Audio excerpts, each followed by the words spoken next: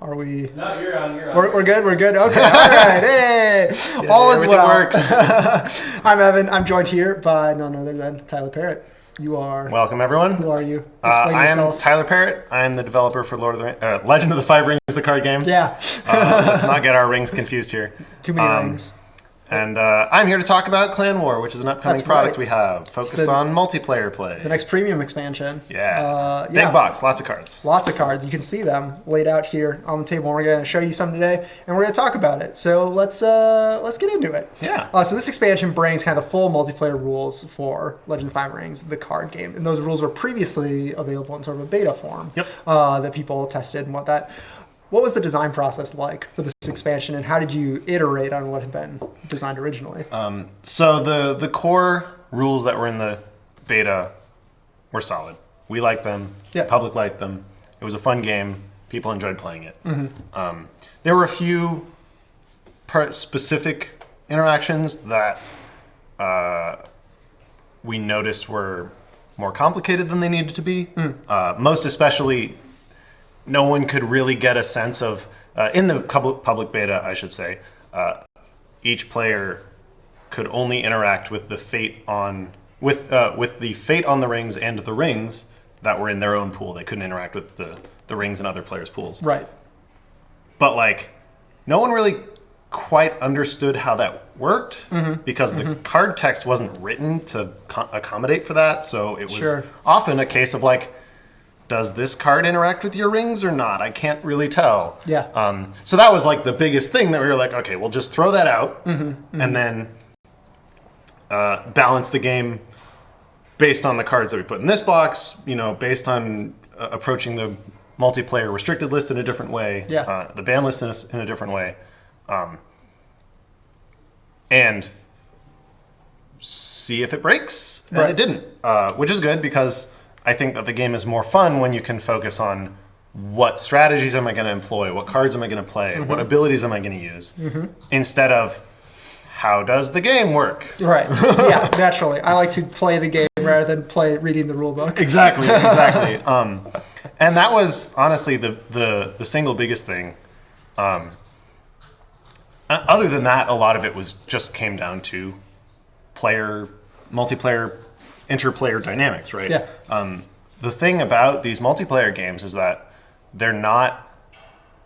The person who wins is almost never the person who starts out strongest. That's just how interplayer, multiplayer dynamics work. Is the existence of two opponents means that I have to deal with two people who are trying to stop me. But also, if I can leverage one of them against the other, then now maybe my skill at manipulating the interplayer dynamics at the table becomes more important than actually what cards do I play, when do I play them, how do I manage my resources. And that's not something you put in a rule book. That's something that you encourage through making a fun game that people want to play, and then encouraging people to play with each other, and the actual dynamics of the actual group is almost going to define that more than any rules I could ever make. Right. Absolutely. Now that said, if the game isn't fun, people aren't going to sit down to play it. So the key was to make something that was easily understandable, easily approachable for L5R, and something that still felt like the game that people are used to playing in the 1v1 format.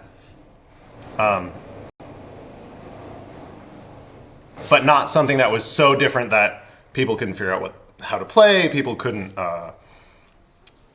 want to get their friends together to play. And then once you get your friends sitting at the table, then now this sort of interplayer dynamic comes into play. Right, absolutely. So not to get too far into the cards before we start showing them, but a lot of the cards in this expansion are very explicitly designed for multiplayer and kind of conveying that experience and, sort of all the things you just talked about. Do you foresee many of the cards from this expansion showing up in one-on-one games, or is this expansion more exclusively focused on multiplayer? This expansion is definitely not exclusively focused on multiplayer. Okay, I'm sure everyone's glad to hear that. There are a bunch of cards in it that, the text on them is very clearly designed for multiplayer play. It refers to things that don't exist in 1v1 or whatever. But even if you took all of that out, the card on its own is still serviceable. Now, maybe most of them probably aren't going to be like tier competitive. 1, build your whole deck around it. It wins the game when you resolve it kind of effects. Okay. But it fills out the card pool in a way that is potentially very compelling for the 1v1 tournament players. I know, for example, there's a 1-cost 2 military cavalry in Unicorn. So now cavalry reserves, for the first time, can get back 6 characters with a total of 12 or even 15 strength. That's not something that existed before this product, right? Yeah, that's pretty exciting. So people whose primary interest is the tournament game definitely have something to look forward to. All right, well, let's get into some of the cards here. So the first card, or rather cards, that we wanted to show off is basically 5 cards that share a similar template. So we'll just get into the first one here, which is Temple of Daikoku. And I'll just read this guy off. So this is a neutral province for strength. It is water province. Temple trait. This province gains +2 strength for each claimed water ring. Forced reaction. After an attack is declared against this province, place 1 fate on each unclaimed water ring. And there are a number of temples that will be showing up over here to Tyler's eventually. Right, for each of the elements, right? So for air, fire, with just that element swapped in, but all the other bits of it are the same. And also each of the temples gets to show off a different element of Rokugan's religion, right? You have a temple to a fortune, you have a temple to, or a great fortune, a temple to a minor fortune, a temple to Shinsei, a temple to the Seven Thunders. We got them all. We got all the temples here. The whole point of these was to... So this is actually a card that I designed very early on in the process, this cycle of cards. And again, like I said, these cards wouldn't have functioned under the beta rules because they require a bunch of air rings or a bunch of water rings to be in the game to even do anything. And it turns out, in Enlightenment, they can actually be quite good. Yeah. These can easily be 8 strength provinces that you're now storing your rings on that your opponents can't take. But the interesting thing about them is that because of the reaction, if your opponent does attack it, now it's encouraging your opponent to go after their own ring, then they claim it, and now this got better, or, harder to break. Right. Is that kind of the role you see these filling in a multiplayer game of L5R, where they're, or at least in Enlightenment, where there's sort of a stronghold, or sort of like Bastion, where you store up your rings? So the idea behind the rings in Enlightenment in Clan War was that I wanted the different clans to approach the rings slightly differently. And this is most exemplified on the provinces. All of the provinces in Clan War are pretty much exclusively designed for Enlightenment play. And they all interact with rings claimed on them, or people having rings claimed, in different ways. These ones, of course, all work straightforward. They're neutral. They're supposed to be kind of universal. But the idea that some clans are encouraged to stack all their rings up on one big province, or some clans are encouraged to put their rings on, one ring on each of their provinces to diversify rather than have this one, hopefully unbreakable, but, as we'll see, maybe that isn't always the case, province that is then going to be defended until the game ends. And so I was just trying to play around with different space for how storing rings on provinces could interact with the different playstyles. Because again, the thing about these multiplayer games is that because they're fundamentally casual, you want them to really be as fun and diverse as possible. Once your multiplayer game starts feeling like it's going to have the same result every time, then people are less likely to come back and play it again. Yeah. And so encouraging different styles of interaction with claimed rings on provinces helps diversify the way that people, strategize. Naturally. Do you see these kind of crossing over to one-on-one games, or is this something more of like a multiplayer-only sort of province in your expectation? So the neutral provinces technically work in 1v1 play. Right. I don't think they're terribly strong, you claim rings. Because at most they're going to be a 6-strength province, and maybe for some of the elements like fire or water, that is actually good because those elements don't traditionally have provinces that help defend themselves. And maybe there's a world in which some of these provinces see play in like a dragon deck that cares about fate on unclaimed rings or something. Obviously, they were designed for Enlightenment play. I don't think they're going to make the cut, certainly not in competitive games. Yeah. But, I mean... The art is so good, though. Oh, we can talk about the art in a minute. But certainly the idea of if you're just trying to build a deck that does something cool, these still do interesting things in 1v1, even if they're not, again, the highest caliber of province. Yeah, absolutely. Well, let's read a couple of other cards. Do you want to read this Alchemical Laboratory here? Sure. So we're gonna go through some cards here, and we're gonna talk about sort of the themes of the set. Yeah. What I focused on when I was designing the cards, and why I focused on some of the things that I did. Here's the first theme. Yeah. I'm gonna get us started with Alchemical Laboratory. It's a dragon holding with +1 strength. It says, while you have claimed the fire ring, each attachment you control on another player's character gains ancestral. And it has the laboratory trait right there. That's important. Okay, fine. It has the laboratory trait, in case the name didn't give it away. And then there's some fun flavor text from the journals of Agasha Shunsen.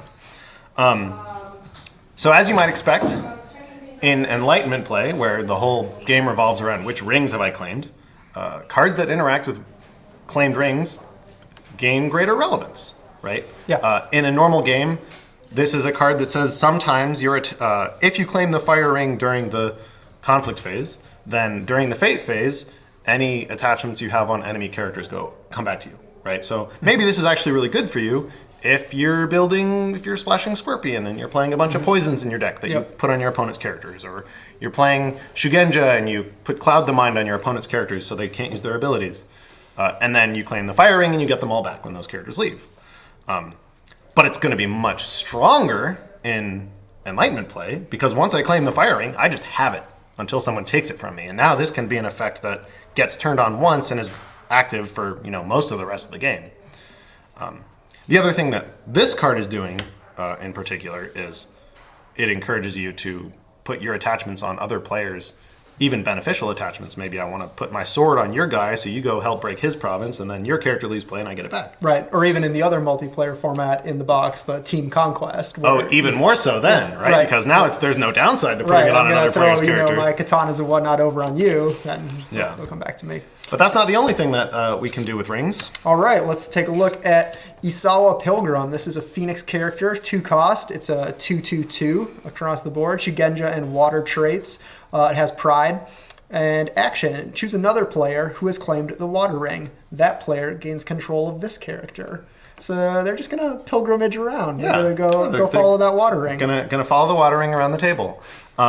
This is kind of a wacky card. Again, this is a card that has function in 1v1, right? Because if your opponent claims the water ring, then you can give this character to them. Maybe you have reasons that you want to do that. Maybe those reasons are the fact that they're dishonored because they have pride. Yeah, right. Dishonor them and give me, all right, go over there and dishonor them. Exactly. Seems a little edge case, but... you can do that. And then again, once you're playing a game where this opponent can claim the water ring and keep it forever, now I can just give it to that player whenever I want. Now, maybe that's so that I can encourage them to attack our mutual opponent. Right. Maybe it's because this guy's dishonored and has no stats, and now I'm going to make them lose an honor. Right. Same as in 1v1. I will give you this guy on the condition that you use them to attack. Exactly. Our mutual enemy. Or, and like you were saying about the Alchemical Laboratory, this can also be valuable in Team Conquest. Once our team claims the water ring, now I can just give it to my teammate. Yep. In case they need a Shugenja for some reason. Yeah. We have a question here in the chat. Does this control revert at any point? Nope.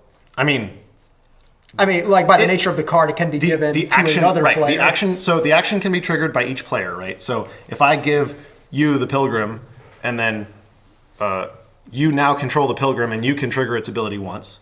And so if there's I could pass the Pilgrim to you, and you could pass the Pilgrim back to me if we both have a water ring or something. But if I give it to you, and then you're the only one with the water ring, you're keeping it because you're the only one with the water ring. Right. And then if it comes in, it's not joining an ongoing conflict, right? It would go to their home if they have a conflict ongoing, and I'm like, here it comes. Unless the Pilgrim was already in the conflict somehow, which I guess could happen in see. Team Conquest. It's not really ever going to happen in Enlightenment because you can't have 3 people in the same conflict together. Sure, but if it's Team Conquest, we're both in the conflict. I can And be then like, I'm gonna be like, pass it yeah, over this there. is over to you. And Now it's- you have a Shugenja, it's still but we're over. still fighting together. Right? Yeah. Okay. Makes sense. Makes sense. All right. Let's look at some other cards. We got. Do I get to talk about this guy? Yeah, you get that guy. So we get a merchant. This might be our first merchant. There's a lot of merchants as I was looking through the cards of this deck. I mean, Not a lot. I'm not going to say that one of the unicorn themes in this box is the Ide family because they're all about making deals. But that might be what the case is. So here we have a Merchant of Curiosities. It is a 1-cost, 1/1 unicorn character with 1 glory. It has the courtier and merchant traits. Again, it's a merchant. Action, discard a card from your hand. Each opponent may give you 1 honor and discard a card from their hand. Each player who discarded a card this way draws 1 card. And then we have a related card, or related by way of mechanic, that is, which is Called to War. This is a 0-cost lion event. Action, choose a Bushi character. Each opponent may give you 1 honor and choose a Bushi character. Place 1 fate on each chosen character. So both of these are kind of linked by that. You may give your opponent an honor mechanic. Yep. So tell me a little bit about that. How's that work? So this was a mechanic that was in the early version of the design for the set because it was really interesting to be like, I have this ability, but like maybe I want to entice my opponent to also use the ability, and they think they're getting this great thing, but really I'm just stealing honor. Or maybe it's a way that I can like negotiate of like, I have this ability and I'll trigger it and you can give me an honor and you can also trigger it if we together, right, work against our common foe or whatever. Right. So there's a cycle of these in the set. Each clan gets 1 card that says, action, do a thing, and then each opponent can choose to give you 1 honor to also do the thing. And they were designed to encourage more negotiation around the table. Like I said, it was interesting to make symmetrical effects that were optional, right? Like you could say this is just each player puts a fate on their Bushi, but maybe my opponent can't afford to give me an honor or doesn't want to put a fate on a Bushi, or they don't want to cycle a card with Merchant of Curiosities. So it gives your opponent options. And that's the thing about multiplayer play, right? Right. And this is especially true for Legend of the Five Rings, which is a game that has a lot of pieces that are all moving a lot of the time. It can be frustrating to be the person sitting there during a conflict, not involved in the conflict. If there's 3 of us and my 2 opponents are fighting each other and I'm just sitting there being like, I can't participate, what can I do? Like having more abilities that let me influence what's going on the table even when it's not my turn, help keep everyone engaged. Because the kind of thing, that's the thing about a multiplayer game is you need everyone to be as engaged as you can as often as possible because that's why the game's fun. Right, absolutely. And tell me a bit about, like, having played now a lot of multiplayer L5R, what's kind of the experiential, like, what does this multiplayer look like? What does it feel like, right? I mean, like any other free-for-all game, it's very heavily a game of how can I manipulate the social situation at the table to my advantage, which for a game like L5R is actually perfect. I mean, half of the IP is courtiers trying to outmaneuver each other with favors and threats and treaties and negotiations, right? And so trying to encourage as much of that as possible was really the goal for this expansion. You'll see coming up, there are even more tools that I've included to allow people to interact with other players' conflicts or to have the ability, now even if it's not tactically great, but have the ability to give a huge boon to another player, because that's a bargaining chip you can absolutely use to help ensure that the person that you don't want to win does not win, right? Yeah. If you're in the lead, then I'm going to try to negotiate with the other person who's not in the lead to try to take you down. Yeah. Otherwise, it's not to our advantage to it's not to my advantage to work with you if you're going to win before I do. Is it something like, so having played in my day a lot of Game of Thrones, the card game, which has the melee variant, right, which is 3 to 6 players, and it's crazy and free for all and whatever. So in that game, your best strategy is commonly to be in second place up until like the very last round, and then you're like, and I won. Is it similar in this, or is there kind of a different strategy that you would want to employ? I mean, it's similar in that is still fundamentally the optimal game strategy, right? But it's different in that it's much harder to tell who's in second place in this game, because if you have 3 rings and I have, or if you have 3 rings and I have 3 rings and our mutual partner has 2 rings, but they're all different rings. Like, I could attack this person and maybe claim a ring and steal one of their rings, and all of a sudden I win the game. Or you could attack me and take and claim a ring, and now all of a sudden you've won the game. And so, like, turn order matters more, and because taking a ring both makes the person who had it lose it. Now they have their fewer steps to victory, and I gain one. Now I'm more steps to victory. You can swing who's in first and second place much more quickly and much more suddenly. And there's also, of course, other ways that you can win in Enlightenment, right? Like if you honor out, or if your opponents are eliminated, right? Yep. That is harder to do. Yeah. Certainly, because if I'm trying to dishonor all of my opponents, like, usually I just don't have the tools to do so, because that's a zero-sum game that you can do in a 1v1 format. But if I am trying to dishonor 2 opponents, I have to get rid of like 20 honor instead of 10. Yeah. But that said, like, absolutely, I could build, some crazy, turtle, lion, or crane deck and just be like, I'm going to defend all the time, I'm going to gain honor, I'm going to bid low, and then eventually, like, I'm just going to get to 25 and I'm going to win. Yay! Just don't let my opponents gain 5 rings first. And maybe that can be a bargaining chip of, like, I have this 1 ring, and I don't need it to win, but you do.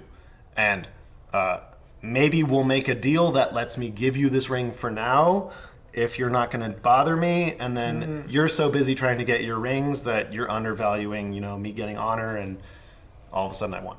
Yeah. Because you thought either you thought I was worried about rings, or you just were too busy focusing on how you win and not on how I win. Yeah, absolutely. I like that. All right, let's show off some more cards here. So these are going to be some cards that really say, mess with your opponents when you're not in the conflict. Shenanigans, as it were. So the first one we're going to talk about is Return the Offense. This is a 1-cost crane event. It says, action during a conflict. Initiate a political duel between 2 characters controlled by different players, even if you don't control either of them. You can make your 2 opponents duel each other. That's the most crane thing I've ever heard. Resolve the duel. Until the end of the conflict, the duel's winner does not bow as a result of conflict resolution, and the duel's loser cannot be readied by card effects. So this is a card that's totally reasonable in 1v1. If you just delete the part about you not controlling either character, and then it's just political duel, and the winner of the duel doesn't bow during conflict resolution.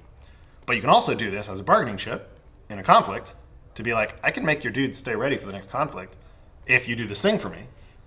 Or you can force 2 people to duel when they didn't want to duel, and maybe one of them is now so incentivized to win this that they overbid, give someone honor, and the next thing you know, the entire balance of the game is off. Sure. A lot of the cards in this set very intentionally don't use the words you control, or as minimally as possible. Even Called to War, which we talked about earlier. Action, choose a Bushi character.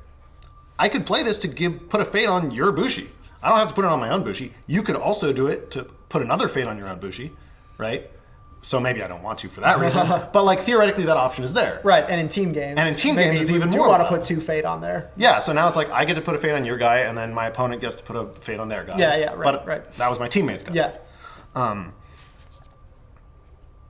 So there's a lot of cards in this set that are intentionally designed to be like, doesn't matter who's in the conflict, there's just a conflict happening, and now I'm going to tinker with it. I'm going to be the third player who, upsets the balance, because the person who is currently winning is not the person I want to currently be winning. Right. Or we made a treaty for it. Oh. Well, we'll talk more about treaties in a sec. Yeah. Bayushi Trader is a Scorpion Clan conflict character. So he's 2 cost, 3/3/1, Bushi and Shinobi. When you play his character, enters play under the control of an opponent of your choice. You may still put fate on it. This character cannot participate in conflicts against its owner. So this is a card that maybe you've seen in other games or something like it of, here is a card that I can only ever give to an opponent. This is a card that literally, this Bayushi cannot serve the Scorpion. I guess if there's another Scorpion player. But he has a huge upside in that if I give my opponent a dude, the dude can never attack me. He's only upside, like, this is only ever upside for me because even though I'm giving my opponent a powerful character, they're only ever going to use it against our mutual opponent. And again, this can be a huge bargaining chip. This is just a dude that can be like, okay, here's 2 cost, you win the conflict, and you get an extra character, et cetera, et cetera. Right. Don't attack me for 2 rounds or whatever. Yeah, so these cards have just kind of showcased some of the crazy interplay and like card combos that can happen in multiplayer games, right? Do you have kind of some moments from playtesting or just playing games of multiplayer L5R that really stand out in your memory? Places where you're like, oh, remember the time when like we did this and that and that? I mean, in games like this, the betrayals are always going to be the most memorable, sure, right? And it's even more escalated when you have treaties thrown into the mix because now there's like an actual but not entirely known punishment for doing so. So, for example, I was playing in a playtest game. Our dragon player was playing fast and loose with his treaties. He was like, "Oh, we'll make this deal, and I won't attack you. Or I won't influence your conflict, and you'll do this good thing for me." They were staking pretty regularly, like 4 or so on it. He breaks the first treaty super flippantly. Oh, you lose X fate. Oh, well, I didn't have any fate, so great. I just get away scot-free. And then his opponent's like, oh, well, that kind of stunk. But like they kept making treaties with him because maybe they can get great value out of this guy that's just punishing himself most of the time. And he was definitely leveraging it effectively. Like they would honor their end, and then he would just be like, roll in and smash a province or something. And then the next one flips up and staked 4 on it, and he was like, oh, it's going to be fine. And it's like discard X attachments. And he's like, oh, great. There's my entire board of, I'm a dragon deck, and here's all my attachments gone. And he's like, okay, maybe I'll start respecting it more now because it cost me the game. Sure. Yeah, the treaties are just such a cool addition to the multiplayer for this game. Can you talk a bit about how those were designed and how that kind of came to be and how it plays in the game? So they were initially designed simply as alternates for losing honor to break a treaty. I found it was really difficult to make effects for the treaties when they were only ever punishments for yourself. That didn't scale wildly in power level, right? Like lose X fate can be really bad, or it can be nothing. Lose X honor is always bad. Lose X attachments can be debilitating for some clans and irrelevant for others. Bow a character with cost X or less is usually pretty bad, but you can at least, it's not going to lose you the game. Give your opponent a character can be hugely problematic. Yeah. But again, that requires that you have a relevant character to give them, et cetera, et cetera. But I couldn't get the full set of treaties because inevitably I would run into sacrifice a character, and it's like if you sacrifice a character of cost 5, you're just done. Yeah. And so that's when I was like, okay, but maybe what if we rewarded the player who didn't break the treaty? And so that's where a lot of these other ones, which actually turned out to be almost more fun, because surprise, surprise, people don't like getting punished as much as they like seeing other people get rewarded. It's more fun if the players at the table get to do more instead of less. And so the treaties that say the opponent gains X fate is inherently more fun than I lose X fate, because now it's not a matter of I can't do the thing I want to do. It's now a matter of the thing I have to go up against is a bigger hurdle. Right. And it can even get trickier. And this came up later after I'd added this to the treaty deck of like, there's actually sometimes an encouragement for me to break a treaty if I'm trying to empower this person that I made the treaty with to go after the other opponent. Sure. Like, sure. If I'm not losing anything for breaking a treaty and instead my opponent's gaining something, no one ever said what they're gaining has to go after me. Yeah, absolutely. Well, let us look at the final 2 cards that we have to share with people today. Yeah. So. And these are cards I think people are going to be pretty excited about. Yeah, especially I see some sweet camels 1v1. on your card. I love putting camels in unicorn art, okay? What can I say? They're the real world unicorns, I've always said. Oh boy.